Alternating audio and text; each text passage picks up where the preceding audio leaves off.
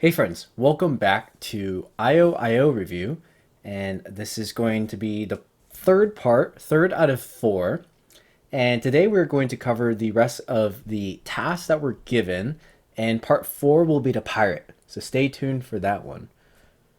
Well, as you can see, once again, it's been a little while, but we achieved second place at the International Origami Internet Olympiad.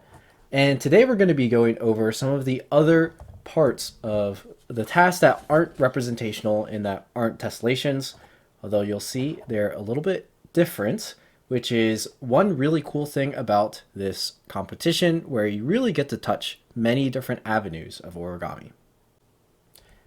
And here we actually have a modular. And yeah, this is a pretty crazy modular. It's natural color changing. It's called the Russian Lilac by Andrey Ermakov. And each unit has about 72 steps in it to create this pattern on each of the sides. And then altogether you can see it's just super crazy. Like one thing that I really like to do is actually just to kind of get it spinning like that, and it's so crazy. But yeah, never have I done such a wild modular or even really seen too crazy of a modular like this, where it's still a pretty traditional shape. I forget what kind of shape it is, but it's one that you can make out of 30 units. So it's pretty normal for a modular.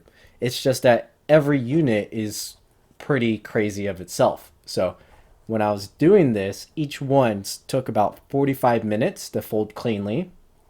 And yeah, you can count that up, multiply that by 30.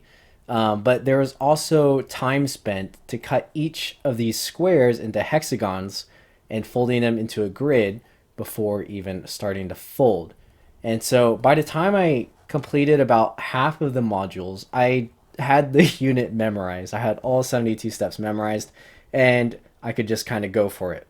But it would still take me around like 45 minutes because I knew that I really had to be clean so that I could reduce the size of these little gaps in here. And you can notice that this is like the main indication of poor execution, I would say, depending on how wide those gaps are would kind of be how off I am. And honestly, a lot of this is because of the paper itself. So this started as 15 centimeter kami, and over time, chopping them into hexagons, I wasn't able to be exactly precise with the hexagons because I was trying to be, relatively fast. So that slight discrepancy definitely started to throw us off. The folding of each of these itself is actually pretty simple, and the sequence is very, very nice that Andrey diagrammed. But yeah, it's more of an endurance kind of task than anything else. I did surprise myself by winning the bronze medal for this modular, and this modular was worth 20 points, which is higher than any other task. So from a strategic standpoint, I knew that I had to do pretty well on this. Modulars aren't my strong suit, and yeah, I used kami, like regular kami. But just putting in that effort, presenting it really well, and you can see I did a pretty good job at making these clean. And which is why it probably took me a little bit longer to fold than maybe some other people were able to. And it rewarded me because the bronze gave me basically 10% extra points towards the 20-point total. And since this was worth more than anything else, it's definitely good that I medaled in it. Definitely helped out with that second place there. But yeah, this is pretty crazy. It's actually pretty small, so it fits into my palm. And yeah, each of these units was like a 15 centimeter square. Chopped down, it'd be a much smaller hexagon. But there was definitely a lot to learn from doing this because not only do you have to fold each unit cleanly, match up all the color changes, and for here, shaping it with glue, where if you actually just shape the whole thing with glue, like if you were to glue down each of these color change parts, the white would bleed, or the red would bleed through to white. So there's a lot of strategy that has to go into completing each of these units. You can't just glue everything, it won't look good. Um, and also assembling it. Assembling it is another crazy task, which I am very not used to. I kind of understand why people find it fun doing modules like this, but for me, it's quite challenging. And there's a lot of times where I was like, is this the correct orientation? Will it matter in the end? Am I going to get to the 30th, you know, module and like mess the whole thing up? But thankfully, we made it through. And this is really, really cool. I like having it in my house to display. I think when I show it to people, and especially when I show it to other modular folders, when they realize that the paper is not a pattern and that it's actual folds, it kind of blows their mind, and they're like, why did you put yourself through this to fold this? And you know, if it was for any other reason, I would probably never fold one of these, except that it was for the competition. But yeah, excellent, excellent design by Andrey Ermakov. I would say this is probably one of the best things designed in the competition. And even though it's like, you know, so mentally taxing and physically taxing to fold, like mad respect to Andrey Ermakov for designing such a cool modular that a generally complex folder like me still was very entertained in doing. But yeah, let's get to the other two folds, and we'll see this one later. And next up, we have the Devil designed by Junzi and mine isn't going to quite look like it, but it's supposed to be a two-dimensional color change, or basically a flat color changed model. Obviously, you can tell on mine it's not flat. It's very not flat. And that'll kind of be one of the main talking points for this. But in many of the IOIOs, there is a category for the flat two-dimensional kind of deal. And normally what they look like, and I'll take my test fold here and unfold it, is kind of a flattened, you know, model where the figure is kind of drawn in using color changes.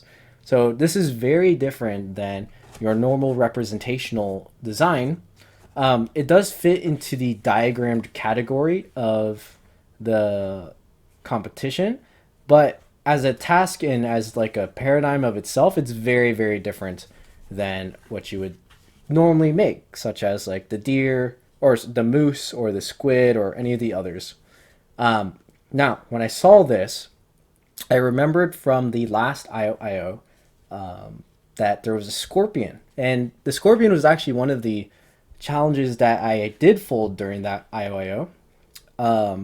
And I was so shocked when I saw the top results, which were pretty crazy because, you know, in my head, I was like, okay, I drew out the scorpion pretty cleanly, but the top three basically had made the scorpion pop out of the two-dimensional space. And even if it was still relatively flat, they did extra little shaping things to make it, you know, look 3D and really look like almost an organic scorpion. And so I definitely took a lot of inspiration from that. And already the face on the devil is kind of 3D, but there's basically a lot of room to make it 3D. But I didn't want to just stop there. So as you can see, even on the test fold, I experimented with raising the horns out to pop it out. I knew that these patterns would be better off mostly being flat, but I didn't allow it to go completely along the back. And that's when I realized something that I could do that would really spice up this model. And that was to make it into a coffin. That's right. And so that's where we go to our final fold here, this coffin shape. And this here is one of those things where it's like high risk, high reward. You know, I'm pushing the creativity, but to do it vastly different than what the judges might be expecting. And like I said in some of the other videos, I did a lot of studying on past IOIOs.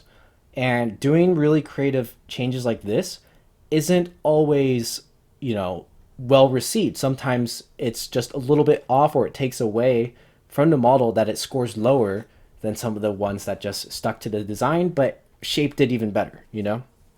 But here, it's still mostly a true to itself, but just having it as a coffin aided in my entire presentation of the model itself, and I knew that this is probably something that no one else is going to do. And so when I had completed this, I made sure not to, tell anyone or share my idea of what I was doing with this to anyone, because I wanted to make sure that I could stand out, to be different. It's a competition. And so, in addition to making it into a coffin, which I did my best to still be clean, there are just very subtle areas where it becomes 3D. Oops, it fell over. Right? From the arm raising, from the horns raising, while again, still being kind of clean, shading of the mouth and the eyes, and just the overall form, so that basically how I presented it, it really looked like, maybe something like a mummy where there's an engraving on top of the coffin and it's lying there. And I thought it fit the theme pretty well. It fits the paper that I used extremely well. This is Washi Deluxe, so really stark color change, beautiful texture. And the person who actually got the score higher than me, Jesus, who also won the entire IOIO, actually used the exact same paper I used. So this is definitely a good paper choice. He actually post-treated it even more to give even a better kind of texture to the whole thing. But my high risk ended up being high reward, and I scored very well on this, as well as having a ton of fun thinking of what the best way I could convert this model into basically a coffin or something entirely different. A lot of fun doing this, being creative. It really stresses me out sometimes when I do things like this, because I tend to lean towards being just a standalone clean folder. But I know that to excel, I need to push myself in areas where I'm less comfortable. And this is a prime example of me doing so successfully. A lot of fun with this design, and ended up paying off with that high score. And lastly, we have the Hippocampus, and this one is also designed by Andrey Ermakov. And I know what you might be thinking, Boyce, why wasn't this in the representational video? And while this is technically a representational model, the category for IOIO that it fits in is corrugations. If you never heard about corrugations, you've probably seen them, but just not heard the term. And this is another, paradigm or genre that is normally featured in IOIO. Last year, I believe the corrugation was like a circle from a long strip of paper, but this one is a representational model with the corrugation. And you might have guessed it already, the main part of the corrugation is right here at the tail, where we have basically a bunch of repeating folds that are not meant to lay flat, so that you can get a really cool pattern and kind of get this neat texture coming out for the model. And in theory, you could actually use other parts of the model as the corrugation, because these ones also fold in the same. However, I thought just to use it for the tail to make it a little bit more clean. It made a little bit more sense to me. Now, this is the one design that I did not do a second fold or a test fold. And honestly, I actually scored lower on this than I thought I would, because I thought this was a slight trick model, and I'll explain why. So on the surface, this is a pretty decently clean fold, and if you see the photos I took of it, in which I submitted, it really highlights the cleanliness. Now, there is one mistake I made, and that was trying to pleat in a bunch of stuff onto the fins. And I think this is where I missed out on the points. Now, I tried to do this after I'd folded the model, but I really should have done it beforehand, because you can quite see that instead of being like frilled pleats for fins, it looks more like scratches. And that kind of takes away from the overall cleanliness. I think I would have been better off not doing it, actually, but it would have been almost a guaranteed metal if I had pleated it beforehand and made it look nice, because the ones that did metal pretty much all had frilled fins or on the mane. So I lost off out there. The details that I did focus on, however, is for the head, and specifically the proportions with the eye and the muzzle and the ear and the manes, basically. So the way this is diagrammed basically shows that the head will only go up to here. So you can see that my ear is curled in. Normally, this edge will cover so much of the head, and I saw so many submissions have such a short snout compared to even the reference photo we were given. And I thought, hey, I know how to modify or shape it so that we can have a lot better proportions. And I looked at a lot of different like horse heads, basically, to try to figure this out too, on what a proper, proportion or the shape of a muzzle should kind of look like. As you can see, we also have an eye there, and putting the eye in the proper position. However, that wasn't enough to get me the medal, but that is okay. I still think that mine turned out pretty decent and fairly aesthetic. I think I was able to nail out cleanliness a little bit more than the other competitors. I folded this out of Biotope, however, so you do see some of the leftover creases, which they're not too bad, but I think if I did spend a little bit more time on this and fixing the things that I mentioned before, could have gotten a little bit more points. I unfortunately ran out of time though. Once again, we only had a limited time to fold everything, so I had to really quickly wrap this up so that I could have enough time to work on the pirate. So yeah, that is what happened here. Now, I just want to talk a little bit more about corrugations in case you're a little bit confused. But areas you might have seen them, especially in this configuration, because I think corrugations are really cool. They're a little slept on, or people just don't quite think of things as having corrugations that do. But some examples would be, say, Kota Imai's tarantula. It has like basically the magic ball pattern in back. That counts as a corrugation, I believe. Now there's a much better formal definition, and you can look at corrugation designers like James Peake. He does really cool things with corrugations and even shines light through them to see how the light refracts off the different patterns and the creases and the angles. There's tons of areas you can do. You can, there's a lot to it. So I definitely recommend you look up some corrugation designers, some corrugation designs, because they're really fun to do, and they don't always lay flat, so you kind of get a cool 3D model to display. A lot of fun. Yeah, this was still a pretty neat design. And that is all the models we have for today.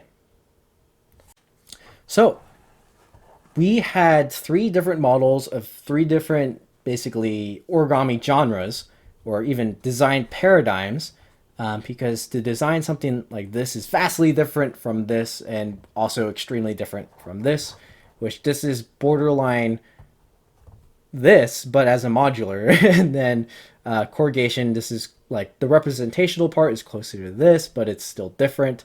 But yeah, basically the point I'm trying to make is the variety of all the models is really cool to have for an origami competition, because it challenges areas that there's pretty much guaranteed no one is a specialist in all of them at the same time, So for example, me, I'm good at doing these 2, but very less good at doing modulars, except so I had to really step up my skill in learning and practice and still nail out a modular.